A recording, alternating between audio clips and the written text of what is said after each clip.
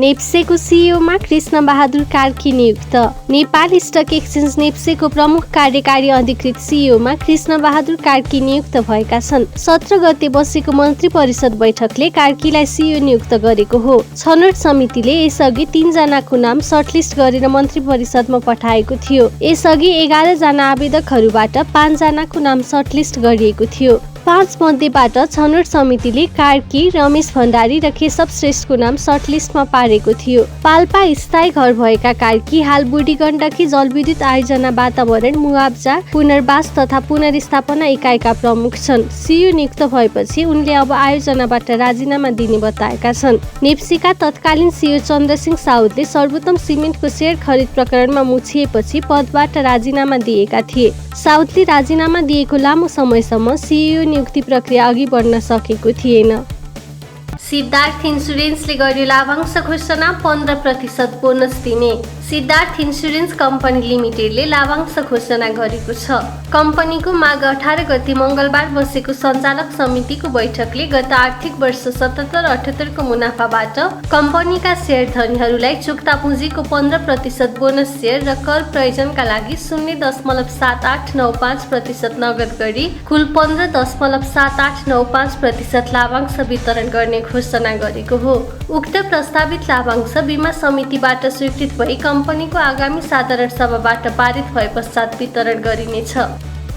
Balephi हाइड्रोपावरको IPO माघ 27 गतेदेखि खुल्ने, सिन्धुपाल्चोक जिल्लाका बासिन्दाले भर्न पाउने। बलेफी हाइड्रोपावर कम्पनी लिमिटेडले माघ 27 गते बिहिबारदेखि आयोजना प्रभावित क्षेत्रका स्थानीय बासिन्दाहरूका लागि साधारण शेयर आइपिओ निष्कासन तथा बिक्री खुल्ला गर्ने भएको छ। कम्पनीले पहिलो चरणमा आयोजना प्रभावित स्थानीयलाई प्रति किता 100 रुपैयाँ अङ्कित दरमा 18,27,970 किता आइपिओ निष्कासन गर्न लागेको हो, जसमध्ये जुगल गाउँपालिका वडा नम्बर 2, 3 र 4 साबिकको गुल्से, गुम्बा र पाङताङ गाविसका स्थानीयलाई 10,96,789 किता सेयर निष्कासन हुनेछ।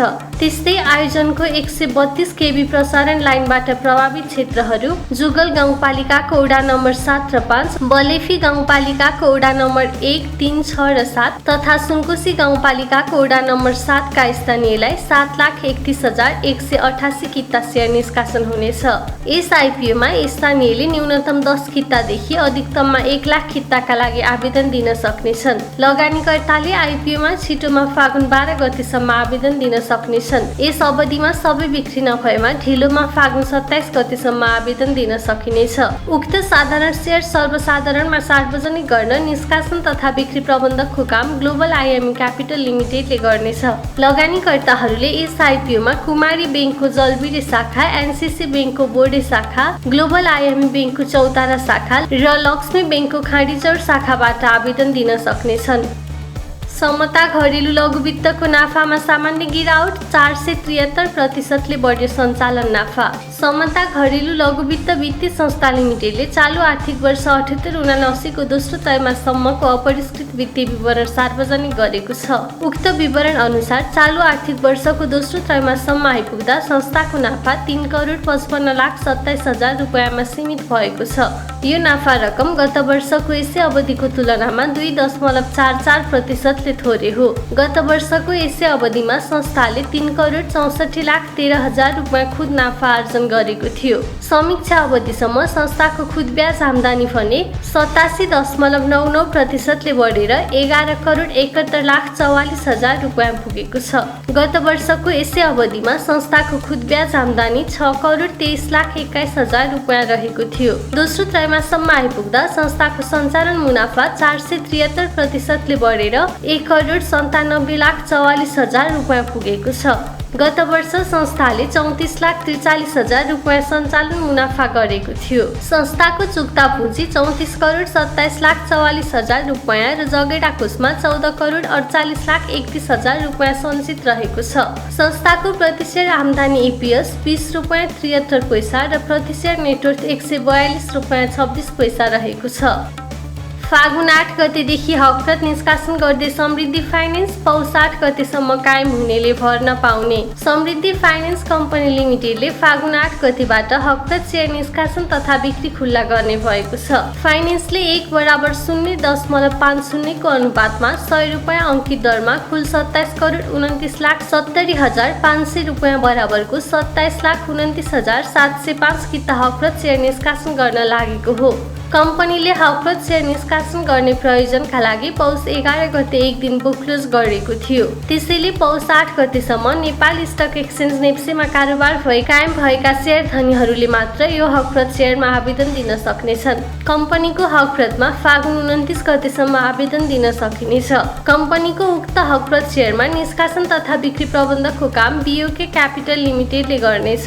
लगानीकर्ताले बिक्री प्रबन्धक बीओके क्यापिटल लिमिटेड, समृद्धि फाइनेन्स का शाखा कार्यालय र नेपाल धितोपत्र बोर्डबाट स्वीकृति प्राप्त गरेका सम्पूर्ण शेयर सेवामा सहभागी बैंक तथा वित्तीय संस्था र तिनका शाखा कार्यालयहरूबाट आवेदन दिन सक्नेछन्। यसका साथै मेरो शेयरबाट अनलाइन मार्फत पनि आवेदन दिन सकिनेछ।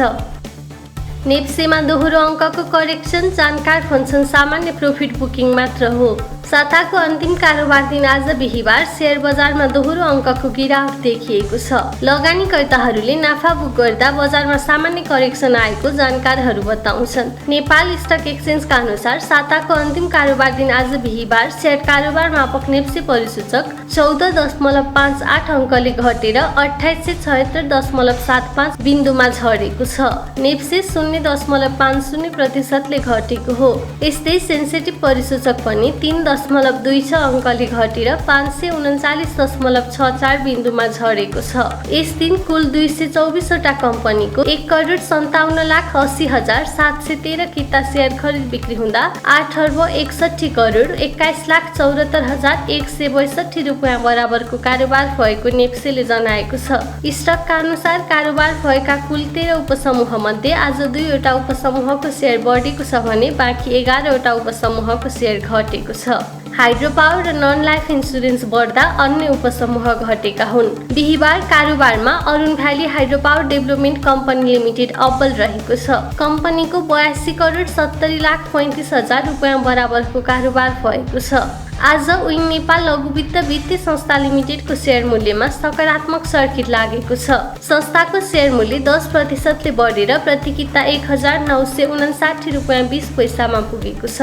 सर्वाधिक मूल्य बढ्ने अन्य कम्पनीहरूमा क्रमशः बुद्धभूमि Nepal hydro power, Sahas Urja, Arun valley hydro power, Mailung Khola जलविद्युत, Nyadi hydro power, Terhathum power, synergy power, सामुदायिक लघुवित्त वित्तीय संस्था लिमिटेड र सिडिबी हाइड्रो पावर कम्पनी लिमिटेड रहेका छन्। यस दिन एभरेस्ट इन्सुरेन्सको संस्थापक शेयरको मूल्य सबैभन्दा धेरै घटेको छ। कम्पनीको संस्थापक शेयरको मूल्य 3.55% ले घटेर 451 रुपैयाँ 40 पैसा कायम भएको छ। एचआइडिसिएलले 3,30,00,000 किता शेयर पुनः लिलामीमा ल्याउने। Hydro electricity investment and development company limited एचआइडिसिएलले यसअघि बिक्री नभएको शेयर पुनः लिलाम बराबर गरी बिक्री गर्ने भएको छ। कम्पनीको आज माघ 20 गते बिहीबार बिहान बसेको सञ्चालक समितिको बैठकले कम्पनीले जारी गरेको हकप्रत शेयर मध्ये संस्थापक समूह अन्तर्गत बिक्री नभएको 3,30,00,000 किता शेयर पुनः लिलाम बराबर गरी बिक्री गर्ने निर्णय गरेको हो। नेरुडे लघुवित्तको नाफा 77% ले बढ्यो, 43 रुपैयाँ नाग्यो एपीएस। नेरुडे लघुवित्त वित्तीय संस्था लिमिटेडले चालु आर्थिक वर्ष 78-79 को दोस्रो त्रैमासिकसम्मको अपरिष्कृत वित्तीय विवरण सार्वजनिक गरेको छ। उक्त विवरण अनुसार चालु आर्थिक वर्षको दोस्रो त्रैमासिकसम्म आइपुग्दा संस्थाको नाफा 13,16,18,000 रुपैयाँमा सीमित भएको छ। उक्त विवरण अनुसार चालु आर्थिक वर्षको दोस्रो त्रैमासिकसम्म आइपुग्दा संस्थाको नाफा 13,16,18,000 रुपैयाँ पुगेको छ। यो नाफा रकम गत आर्थिक वर्षको यसै अवधिको तुलनामा 77.32% ले धेरै हो। गत वर्षको यसै अवधिमा संस्थाले 7,42,28,000 रुपैयाँ खुद नाफा आर्जन गरेको थियो। समीक्षा अवधिसम्म संस्थाको खुद ब्याज आम्दानी 35.70% ले बढेर 33,65,42,000 रुपैयाँ पुगेको छ। दोस्रो त्रैमासिकमा आइपुग्दा संस्थाको सञ्चालन मुनाफा भने 11.28%ले घटेर 10,45,28,000 रुपियाँमा झरेको छ। गत वर्ष संस्थाले 11,78,22,000 रुपियाँ सञ्चालन मुनाफा गरेको थियो। संस्थाको चुक्ता पुँजी 60 करोड रुपियाँ र जगेडा कोषमा 63,33,90,000 रुपियाँ सञ्चित रहेको छ। संस्थाको प्रति शेयर आम्दानी EPS 43 रुपियाँ 87 पैसा र प्रति शेयर नेटवर्थ 205 रुपियाँ 57 पैसा रहेको छ। कर्णाली डेभलपमेन्ट ब्याङ्कले राख्यो साधारण सभा, शेयर धनीको हात खाली। कर्णाली डेभलपमेन्ट ब्याङ्क लिमिटेडले वार्षिक साधारण सभा आह्वान गरेको छ। बैङ्कको माघ 18 गते मङ्गलबार बसेको सञ्चालक समितिको बैठकले गरेको निर्णय अनुसार बैङ्कको 17औं वार्षिक साधारण सभा फागुन 20 गते शुक्रबार कल्पतरु होटल नेपालगञ्ज र विद्युतीय माध्यम जुमबाट एकसाथ दिउँसो 1 बजेदेखि सुरु हुनेछ। बैङ्कले लाभांश प्रस्ताव गरेको छैन, त्यसैले ब्याङ्कका शेयर धनीहरूको हात खाली हुने भएको छ। सभामा सञ्चालक समितिको तर्फबाट अध्यक्षद्वारा प्रस्तुत हुने आर्थिक वर्ष 76-77 को वार्षिक प्रतिवेदन छलफल गरी पारित गर्ने, आर्थिक वर्ष 76-77 को नाफा नोक्सान, 22 लाख तथा नगद प्रवाह विवरण सम्बन्धी अनुसूची उपर छलफल गरी पारित गर्ने, आर्थिक वर्ष 77-78 का लागि लेखा परीक्षकको नियुक्ति गर्ने र निजको पारिश्रमिक निर्धारण गर्ने प्रस्तावहरू पारित गरिनेछ। बैङ्कले साधारण सभा प्रयोजनका लागि माघ 28 गतेदेखि फागुन 20 गतेसम्म बुकलुज गर्ने निर्णय गरेको छ। त्यसैले माघ 27 गतेसम्म नेपाल स्टक एक्सचेन्ज नेप्सेमा कारोबार भई कायम हुने शेयर धनीहरूले मात्र साधारण सभामा भाग लिन सक्नेछन्।